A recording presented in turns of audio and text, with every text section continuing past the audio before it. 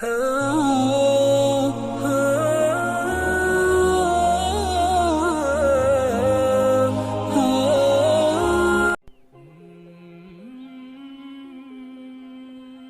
علیکم، خوش آمدید دوستو دا پاف MM کلب کے پہلی ایپیسوڈ میں ہم نے جانا کہ کیسے اس کاروباری عورت نے اسپیل بینڈر کے سیمینار کی ٹکٹ خریدا، وہاں اس نے کیا سنا اور وہاں کیا ہوا۔ آج کی اس ویڈیو میں ہم دوسری ایپیسوڈ شروع کریں گے۔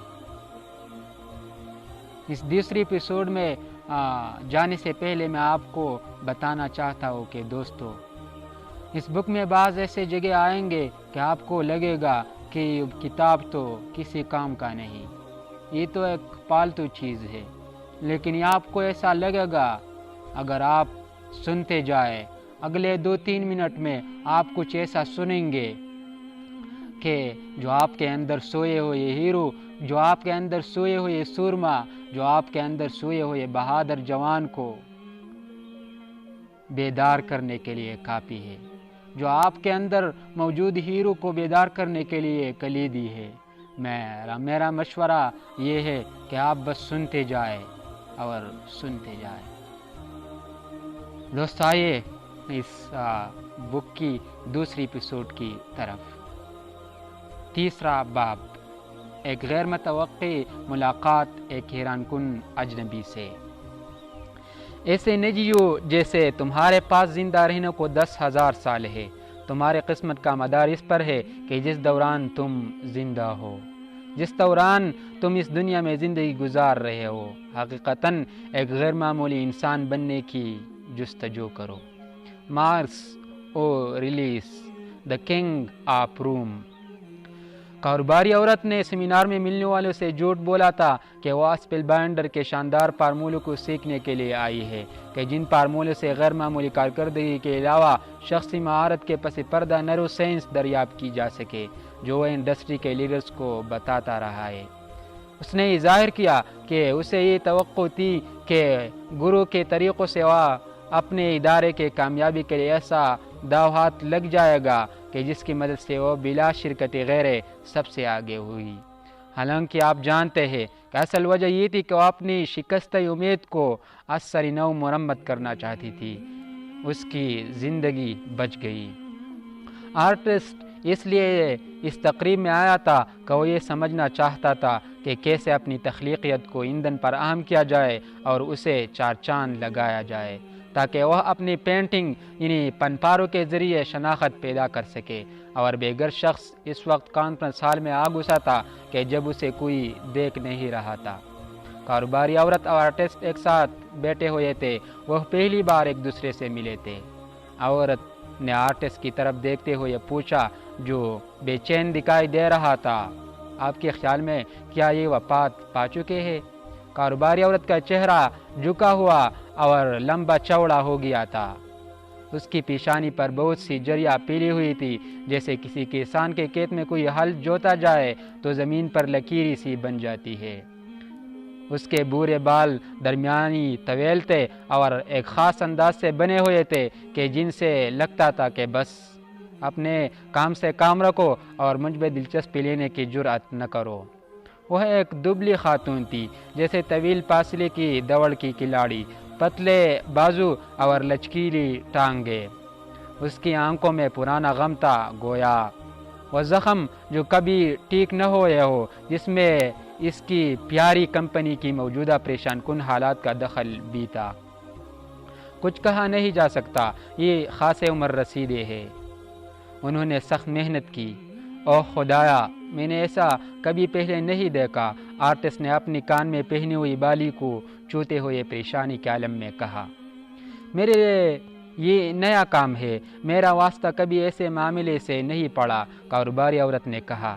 وہ اپنے ہاتھ باندھے ہوئی مسلسل وہاں بیٹھی رہی، لیکن آج کے حالات سے بڑے پورے دور میں کہ جن کی وجہ سے ہماری توجہ تباہ ہو گئی ہے، کارکردگی میں اضافے اور سوچنے کی اہلیت بڑھانے والے جو معلومات انہوں نے دی وہ مجھے بہت پسند آئے۔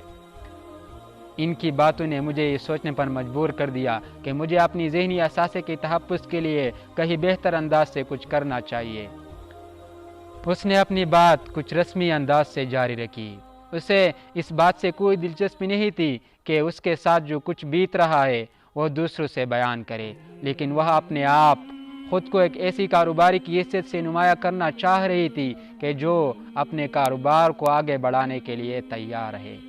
ہاں یہ بات تو ہے، آرٹسٹ نے غمگین لہجے میں کہا۔ ان سے مجھے بہت مدد ملی۔ وہ ایک آرٹسٹ تھا، ایک فنکار۔ وہ اپنی پینٹنگ سمیت اپنی ذاتی زندگی کو بہتر بنانا چاہتا تھا۔ اس نے اسپیلبینڈر کی کام کی پیروی کی، لیکن ایسا لگتا تھا کہ اس کے اندر کا شیطان کسی نہ کسی وجہ سے اس کی عظیم فطرت پر قابو پائے ہوئے ہے، لہٰذا وہ اپنے پہاڑ جیسے شوق اور حیران کن آئیڈیاز کو برباد کر رہا تھا۔ آرٹسٹ باری برکم تھا، اس کی چن پر داڑھی نمایاں تھی۔ وہ سیاہ ٹی شرٹ اور لمبا پاجامہ پہنا ہوا تھا جو اس کے مضبوط گھٹنوں کے نیچے تک آیا ہوا تھا۔ سیاہ جوتے پہنے ہوا تھا جس کے تلے ربر کے تھے۔ یوں اس کا پورا لباس تخلیقی تھا۔ اس کے دونوں بازو سے گودنے کے نشانات کا سلسلہ چلتا ہوا اس کے بائیں ٹانگ تک گیا ہوا تھا۔ بقول شخص امیر لوگ دھوکے باز ہوتے ہیں۔ کسی اور نے مشہور اسپانوی آرٹسٹ سلواڈو کا یہ جملہ چھرایا، میں نشہ نہیں کرتا، میں تو مجسم نشہ ہوں۔ او خدا کے بندو، بے گر شخص نامناسب لہجے میں چلایا جو کاروباری عورت اور آرٹسٹ کے پیچھے چند قطار دور کھڑا ہوا تھا۔ ایڈیٹوریم اس وقت بھی خالی ہو رہا تھا اور آڈیو ویژوائل کا انتظامی عملہ اپنے آلات کو شور مچاتے ہوئے ہٹا رہا تھا۔ کچھ عملہ پرس صاف کر رہا تھا۔ پس منظر میں ہلکی سی موسیقی چل رہی تھی۔ ان دونوں نئے واقف کاروں نے پیچھے موڑ کر دیکھا تو ان کی نظر ایک شخص پر پڑی جس کے سر پر الجھے ہوئے گندے بال تھے۔ چہرے سے لگتا تھا کہ اس نے مہینوں سے داڑھی نہیں بنائی اور وہ بوسیدہ، پرانے اور انتہائی داغدار کپڑے پہنے ہوئے تھے۔ جی، کاروباری عورت نے سرد بری آواز میں جواب دیا۔ کیا ہوا بھیا، کیا بات ہے؟ آرٹسٹ نے مزید ہمدردانہ لہجے میں پوچھا۔ بے گر شخص لرزاتے ہوئے قدموں سے چلتا ہوا ان کے قریب آیا اور ان دونوں کے پاس آ کر بیٹھ گیا۔ کیا یہ وفات تو نہیں پا گئے؟ اس نے اپنے ہاتھ پر لگا ہوا ایک زخم نوچتے ہوئے پوچھا۔ کچھ یقین سے نہیں کہا جا سکتا، آرٹسٹ نے کہا، اور کچھ وقفے کے بعد دوبارہ گویا ہوا، کچھ امید نہیں۔ کیا آپ لوگوں کو سیمینار پسند آیا؟ میرا مطلب ہے اس بوڑھے نے جو کچھ کہا۔ اس غلیظ اجنبی نے اپنی بات جاری رکھی۔ زبردست، آرٹسٹ گویا ہوا، مجھے ان کا کام بہت پسند ہے۔ میں بہت مشکل وقت گزار رہا ہوں، لیکن انہوں نے جو کچھ کہا اس میں بہت گہرائی اور طاقت ہے۔ میرا خیال نہیں، عورت نے ناقدانہ انداز سے کہا، میں نے جو کچھ آج سنا ہے وہ مجھے اچھا لگا، لیکن بہت سی دوسری چیزوں سے متاثر نہیں ہوں۔ ان باتوں کے لیے کچھ وقت مزید چاہیے۔ یہ آدمی نمبر 1 ہے، بے گر شخص نے ڈکار لیتے ہوئے کہا۔ میں اسپیلبینڈر کی تعلیمات کا شکر گزار ہوں، کیونکہ ان کی وجہ سے میری قسمت بدلی اور ان کی وجہ سے میں اپنی غیر معمولی زندگی سے لطف اندوز ہوا ہوں۔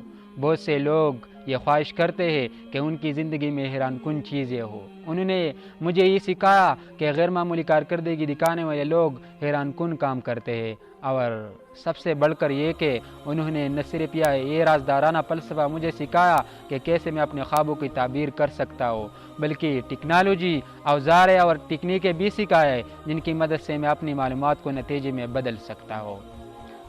ان کی انقلابی بصیرت یہ تھی کہ کیسے محض صبح کے معمولات میں تبدیلی لا کر اپنی زندگی پر گہرے اثرات مرتب کیے جائے۔ بے گر شخص کی پیشانی پر اس کے دائیں آنکھ کے بالکل اوپر ایک زخم کا نشان تھا۔ اس کی وحشتناک داڑھی سرمئی رنگ کی تھی۔ اس نے اپنے گردن میں موتیوں والا ایک ہار پہن رکھا تھا جسے مندروں میں بھکشو پہننے ہوتے ہیں۔ اگرچہ اس کا حلیہ فقیروں والا تھا، لیکن اس کی آواز میں ایک عجیب سا اعتماد تھا اور اس کی آنکھوں سے شیر کی سی جرأت چمک رہی تھی۔ یہ تو مجھے پاگل دکھائی دیتا ہے، عورت نے آرٹسٹ کے کان میں سرگوشی کی۔ اگر یہ خوش قسمت انسان ہے تو پھر میں تو مدر ٹیریسا ہوں۔ جی بالکل، مجھے بھی مجذوب لگتا ہے، آرٹسٹ نے عورت کی بات کا جواب دیا، لیکن ذرا اس کی جہاز گڑی تو دیکھیے۔ بے گھر شخص کے بھائی ہاتھ پر گڑی بندھی ہوئی تھی جو 60 کی دہائی کی دکھائی دیتی تھی۔ یہ گڑی اس زمانے میں برطانوی اعلیٰ عہدیدار اپنے شان و شوکت جتانے کے لیے پہنا کرتے تھے کہ جب وہ کسی شاہانہ تقریب کے طعام میں شریک تھے۔ اس کا ڈائل ریوالور کے رنگ کا تھا اور اس کے گرد اسٹیل کا ریم تھا۔ گھنٹے کی سوئی سرخ رنگ اور منٹ کی سوئی نارنجی رنگ کی تھی اور اس پر سیاہ رنگ کا پٹا لگا ہوا تھا جس سے ناقابل بیان احساس پیدا ہوا تھا۔ بلکہ یوں کہے کہ مجموعی طور پر اس گھڑی سے یوں لگتا تھا کہ اسے پہننے والا معاشرے کا کوئی بہت ہی غیر معمولی فرد ہے۔ کم از کم 100 گرین کی تو یوں بآسانی ہوگی۔ عورت محتاط اندازہ لگاتے ہوئے بولی، بعض افراد نے ہماری دکان سے اس سے ملتی جلتی گڑیاں خریدی ہے، بدقسمتی سے ہمارے شیئر پرائس کم ہوئے، اس لیے ہم اپنی صارفین کی مانگ پوری نہیں کر سکے۔ اچھا، تو آپ لوگوں کو اسپیل بائنڈر کی گفتگو کا کون سا حصہ سب سے اچھا لگا؟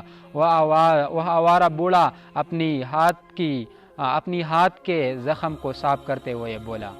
کیا وہ سب معلومات جو ذہین افراد کی نفسیات کے بارے میں اس نے ابتدا میں بتایا، یا عرب پتی لوگوں کے غیر معمولی کارکردگی کے طریقے جو اس نے دریان میں سکھائے، یا ہو سکتا ہے آپ کے اندر وہ آگ لگی ہو جو تمام بہترین کارکردگی دکھانے والوں کے تن بدن میں لگی ہوتی ہے، یا پھر آپ ذمہ داری کے اس نظریے سے متاثر ہوئے جس کے تحت اس نے بتایا کہ انسان کے فائدے اور خدمت کے لیے کام کرتے ہوئے غیر معمولی بنا جائے، اور جس پر وہ حیران کن اختتام تک بات کر رہے تھے۔ پھر بے گھر شخص نے اپنے پلکیں جھپکائے اور ایک نظر اپنی گھڑی پر ڈالی۔ دوستو، یہ تمام چیزیں بہت مزیدار ہو سکتی ہیں، لیکن انسانی زندگی میں نے جو کچھ سیکھا ہے سب سے اہم شے وقت ہے۔ وارن بفیٹ، جو دنیا کے ذہین ترین سرمایہ کاروں میں سے ہے، کہتا ہے کہ امیر آدمی اپنے وقت پر سرمایہ لگاتا ہے اور غریب آدمی پیسے کی سرمایہ کاری کرتا ہے۔ اس لیے میں آپ لوگوں کے ساتھ زیادہ وقت تک نہیں رہ سکتا، میرے جیٹ جہاز اور رن وے کے ساتھ میٹنگ ہے۔ آپ سمجھ رہے ہیں نا میرا کیا مطلب ہے؟ مجھے تو یہ بیوقوف دکھائی دیتا ہے، کاروباری عورت نے اپنے آپ سوچا۔ بفیٹ نے یہ بھی کہا کہ مہنگے کپڑے خریدتا ہو یہ مجھ پر سستے دکھائی دیتا ہے، ہو سکتا ہے آپ کو بھی یہ قول یاد ہو۔ عورت نے بولنا شروع کیا، اور میرا مطلب یہ نہیں کہ یہ کوئی قاعدہ کلیہ ہے، لیکن میں یہ سوچ رہی ہوں کہ آپ جیسا آدمی یہاں گھس کیسے آیا، اور میں اس پر بھی حیران ہوں کہ آپ کے پاس یہ باری برکم گھڑی کہاں سے آ گئی، اور جیٹ ایروپلین سے آپ کی کیا مراد ہے؟ مہربانی کر کے جیسے مقرر پریزنٹیشن کے دوران باتیں کر رہا تھا اس انداز سے اپنے بات کو پرکشش بنانے کی کوشش نہ کرو، سیدھی ساری بات کرو، اس میں کوئی مذاق کی بات نہیں ہے۔ میں بالکل سنجیدگی سے کہہ رہا ہوں کہ میرے خیال میں یہ زندہ نہیں ہے۔ بالکل درست، آرٹسٹ نے اپنی داڑھی میں ہاتھ ڈالتے ہوئے کہا۔ آپ اتنی الجھی باتیں کیوں کر رہے ہو بھیا؟ آرام سے، بے گھر شخص بولا۔ سب سے پہلے بات تو یہ کہ میں ایک سرفر ہوں، میں اپنا بچپن مالیبو کے ساحل پر گزارا ہوں اور اب میں تمارین بیک کی چوٹی پر بسیرا کرتا ہوں۔ یہ علاقہ ہو سکتا ہے تم دونوں نے کبھی نہ دیکھا ہو۔ واقعی میں نے تو اس جگہ کا نام بھی کبھی نہیں سنا، آپ تو بہت عجیب آدمی ہے، کاروباری عورت نے سرد مہری سے کہا۔ بے گھر شخص ٹہرا نہیں۔ اور دوسری بات یہ کہ میں کاروباری دنیا میں بہت کامیاب آدمی رہا ہوں، میں ایسے کئی کمپنیاں بناتا رہا ہوں جو آج کے دور میں اربوں کی آمدن کما رہی ہے اور آگے ہی بڑھ رہی ہے۔ سراسر حماقت، دنیا پاگل ہو گئی ہے، انتہا کی لالچ اور سمجھ بوجھ نام کو نہیں۔ اور تیسری بات یہ کہ یہ بات کہتے ہوئے اس کی لڑکڑاتی ہوئی آواز میں قوت پیدا ہو گئی۔ میرا جہاز کھڑا ہوا ہے اور میرے انتظار میں ہے کچھ ہی فاصلے پر، اس لیے اس سے پہلے کہ میں یہاں سے جاؤں میں آپ دونوں سے یہ دوبارہ پوچھوں گا، کیونکہ میں یہ جاننا چاہتا ہوں کہ آپ دونوں کو اسپیل بائنڈر کے پریزنٹیشن کا کون سا حصہ سب سے اچھا لگا۔ ساری ہی باتیں اچھی تھی، آرٹسٹ نے جواب دیا۔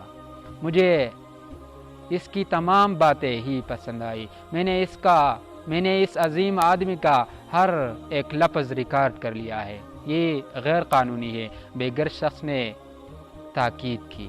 ایسا کرنے پر آپ کسی قانونی مسئلے میں پھنس سکتے ہیں، یہ خلاف قانون ہے۔ کاروباری عورت نے بھی اس کی تصدیق کی۔ آپ نے ایسا کیوں کیا؟ کیونکہ میں ایسا ہی کرنا چاہتا تھا، میں جو چاہتا ہوں وہی کرتا ہوں۔ قوانین تو توڑنے ہی کے لیے بنائے جاتے ہیں، کیا آپ کو نہیں معلوم؟ پکاسو نے کہا تھا کہ آپ کو قوانین ماہر کی طرح سیکھنے چاہیے تاکہ آپ انہیں فنکار کی طرح توڑ سکیں۔ اپنا بننے کی ضرورت ہے۔ ایسی بھیڑ بننے کا کیا فائدہ جو ریوڑ میں دوسرے بھیڑوں کے ساتھ ساتھ چل رہی ہو اور اسے پتہ ہی نہ ہو کہ جانا کہاں ہے۔ بہت سے لوگ، خاص کر جن کے پاس پیسہ ہوتا ہے، سوائے دھوکے کا مرکب ہونے کے کچھ نہیں ہوتے۔ آرٹسٹ نے وضاحت کی۔ یہ بالکل وہی بات ہے جیسے کہ اسپیل بانڈر کہتا ہے کہ یا تو آپ اس میں سما جائے یا پھر دنیا کو بدل ڈالے۔ آپ کو دونوں کام کرنے کی ضرورت نہیں، اس لیے میں نے تمام باتیں ریکارڈ کر لی۔ مار دو مجھے گولی، اور اگر جل گیا تو میرے لیے ایک اچھی جگہ ہوگی، کیونکہ وہاں میں بہت سے ٹھنڈے دماغ والوں سے مل سکوں گا۔ اچھا ٹھیک ہے، بے گر شخص نے کہا، مجھے آپ کا فیصلہ پسند نہیں آیا مگر مجھے آپ کا شوق اچھا لگا۔ چلے آگے بڑھے، اس پر بات کر لیتے ہیں کہ آپ دونوں کو سیمینار کے کس حصے نے جوش دلایا۔ میں نے جو ریکارڈ کر لیا ہے وہ سب آپ کے دماغ کو ہلا کر رکھ دے گا۔ آرٹسٹ نے یہ کہتے ہوئے اپنے بازو ہوا میں لہرایا کہ اس کے بازو پر بنا ہوا گٹار کا گدا ہوا نشان نمایاں ہوا۔ یہ کہاوت کہ جب محبت کی طاقت کی محبت پر غالب آ جائے گی تو دنیا کو امن کا پتہ چل جائے گا۔ ہاں چلو اب وہ باتیں سناؤ جو تمہیں اچھی لگی۔ کاروباری عورت نے کھڑے ہوتے ہوئے آرٹسٹ سے کہا۔ اسے یقین تو نہیں تھا مگر اندر کہیں وہی سوچ رہی تھی کہ ہو سکتا ہے کہیں میرے زندگی ختم ہونے والے تو نہیں، اس لیے پوری طور پر مجھے کچھ نئی دریافت کی ضرورت ہے۔ اس پروگرام میں آنا، آرٹسٹ سے ملنا، اسپیل بانڈر کو سننا، اگرچہ اسے اس کی بہت سی باتوں سے اختلاف تھا، اس کے باوجود ان چیزوں نے اسے یہ باور کرایا کہ وہ جو کچھ تجربہ کر رہی ہے وہ اپنے آپ عظمت حاصل کرنے کے لیے ضروری ہے۔ یہ عورت اب بھی پس و پیش میں مبتلا تھی، لیکن اسے یہ لگ رہا تھا کہ اب وہ کھل رہی ہے اور شاید نمو پا رہی ہے۔ اس لیے اس نے اپنے آپ سے عہد کیا کہ وہ پیچھے ہٹنے کے بجائے اس عمل کو جاری رکھے گی۔ وہ جس طریقے پر عمل پیرا تھی